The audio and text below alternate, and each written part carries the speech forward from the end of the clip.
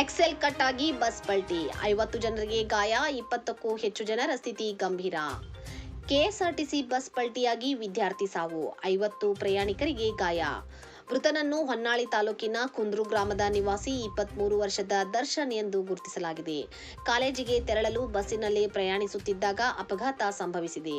ಗಾಯಾಳುಗಳಲ್ಲಿ ಹೆಚ್ಚಿನವರಿಗೆ ಸಣ್ಣ ಪುಟ್ಟ ಗಾಯಗಳಾಗಿದ್ದು ದಾವಣಗೆರೆ ಆಸ್ಪತ್ರೆಯಲ್ಲಿ ಚಿಕಿತ್ಸೆ ಪಡೆಯುತ್ತಿದ್ದಾರೆ.